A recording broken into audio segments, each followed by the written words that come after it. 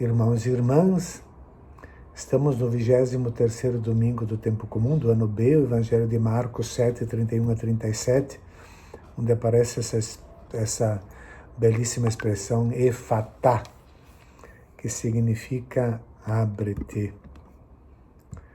Podemos dar como título a esse Evangelho a figura simbólica do surdo-mudo, porque ele representa alguém que Jesus quer ensinar com esse episódio.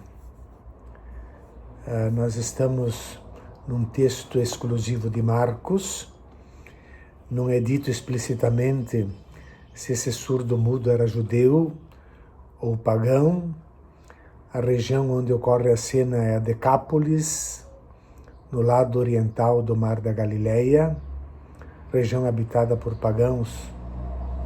O texto apresenta uma geografia vaga, discrepante, inverossímil. Basta olhar para o mapa da região para perceber isso. Essa incoerência geográfica, ela aponta para a intenção explícita do autor, que não é topográfica, mas é teológica. Está mostrando Jesus que prega nos territórios pagãos. No domingo passado já tínhamos visto que, diante do questionamento dos escribas e fariseus vindos de Jerusalém sobre as tradições dos antigos, sobre o puro e o impuro, Jesus desmonta esse tipo de teologia exclusivista, de raça, portanto uma teologia racista, onde um povo é escolhido por Deus e os outros povos, os pagãos, são odiados, são objeto de maldição porque considerados impuros.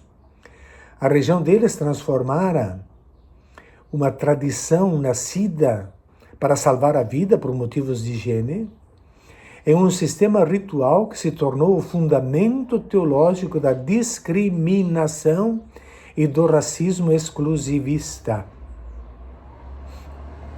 É o sistema do puro, derivado da santidade de Deus. Santo significa separado, que os colocava em oposição às outras raças, culturas e outras nações.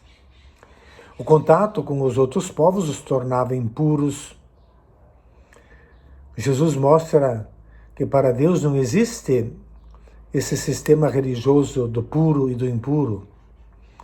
Afirmava categoricamente que é o que sai do coração do homem que o torna impuro, e não o que vem de fora.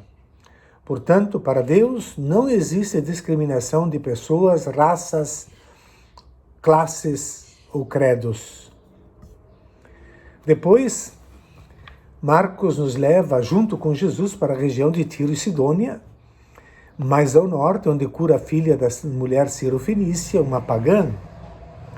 Em seguida, o texto de hoje diz: Jesus saiu de novo da região de Tiro, passou por Sidônia e continuou até o Mar da Galileia, atravessando a região da Decápole. Trouxeram então um homem surdo que falava com dificuldade e pediram que lhe impusesse as mãos. Um homem surdo que falava com dificuldade, Kofon kai mogilalon, mogis lalen, falar com dificuldade. Esse texto remete diretamente a Isaías, os capítulos 34 e 35, quando fala que lá o mudo cantará. Esses capítulos, eles narram das potências dominadoras que serão arrasadas, o capítulo 34 de Isaías, e fala do povo de Deus, a quem se reservam a libertação, a alegria e vida em abundância, o capítulo 35. Esse surdo de Marcos, que fala com dificuldade, representa os discípulos de Jesus que continuam aferrados à ideologia messiânico-nacionalista, permanecem fechados, surdos, em relação à nova ordem trazida por Jesus. Por isso é necessário capacidade para ouvir e falar. Isto é, capacidade para discernir a realidade, o que está acontecendo, e anunciar, dizer, cantar a palavra que transforma essa realidade. Jesus afastou-se com o homem para fora da multidão. Em seguida, colocou os dedos nos seus ouvidos, cuspiu e com saliva tocou neles. Esta separação, esse afastamento das 7 vezes que ocorre em Marcos, segundo Alberto Maggi, afastamento da multidão, 6 vezes é em relação dos discípulos com Jesus que se afasta. O surdo, que fala com dificuldades, portanto, representa os discípulos. Jesus, então, quer mudar essa mentalidade, por isso age primeiramente sobre o ouvido. Colocou os dedos nos seus ouvidos. O gesto de Jesus, longe da multidão, a sós com ele, são gestos compreensíveis por ele. Mostram que Jesus quer reintegrá-lo na plenitude da vida. E a primeira condição para a reintegração na plenitude é a capacidade, para funcionar bem, é a capacidade de comunicação, de comunhão, capacidade de ouvir. Por isso, primeiro, abrir os ouvidos. Jesus toca fisicamente, o termo ota, que significa orelha, e em seguida cuspiu e com a saliva tocou a língua dele, outro gesto que vai diretamente para a parte física, para o corpo. Tocar com a saliva era uma prática difundida entre os hebreus para obter curas de doenças. Nós vamos ver isso na cura do cego em Marcos 8 e também na cura do cego de nascença em João 9. A saliva ela era compreendida como uma condensação do espírito, do respiro. Recorda assim a nova criação, Gênesis 1:31, o sopro de Deus, agora fazendo uma nova criatura. A salvação passa pelo corpo como se fosse um atalho para chegar até Deus. E depois disso, o texto narra que, olhando para o céu, suspirou e disse, Efatá, que quer dizer abre-te. Diz, levantou os olhos, não é olhando, levantou, anablepsas, levantar os olhos ao céu.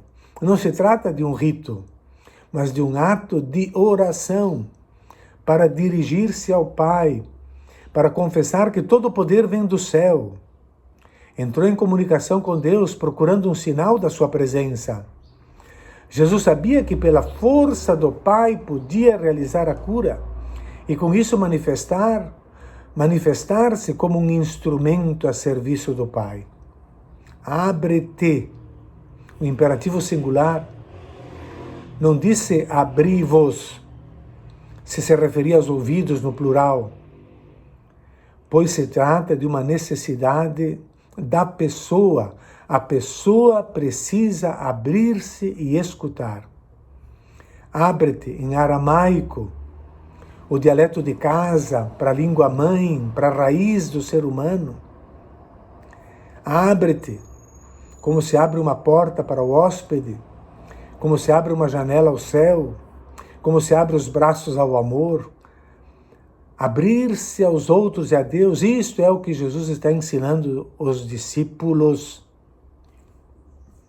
Uma vida curada é aquela que se abre aos outros. Primeiro, porém, abrir os ouvidos.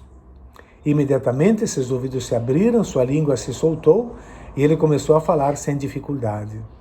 O termo usado agora não é o ouvido físico, tá, ota, mas a capacidade de entender, de ouvir e de interpretar corretamente. Palavra akoai, de akoé, que significa a capacidade de ouvir, de interpretar. Não é um problema físico. Então, o primeiro serviço que podemos render a Deus e aos seres humanos é sempre o ouvir. Se não se sabe escutar, não se sabe falar.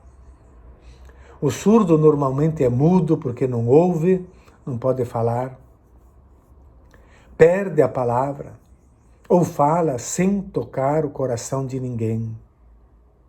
Por isso, uma vez em condições de ouvir os ensinamentos do Mestre, seus discípulos serão capazes de passá-los adiante, mas é preciso saber ouvir, interpretar, abrir-se, efatá, abre-te.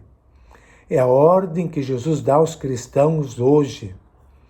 É necessário ter ouvidos bem abertos para captar e assimilar a palavra de Deus, pô-la em prática e difundi-la por toda parte, usando todos os meios da técnica moderna.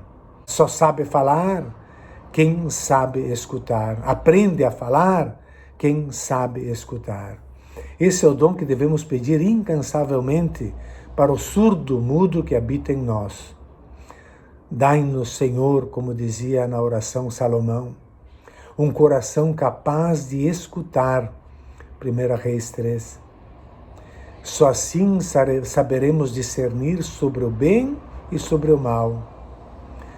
Saberemos discernir sobre o que é puro e o que é impuro. E só assim nascerão palavras com sabor de céu. Bom domingo a todos.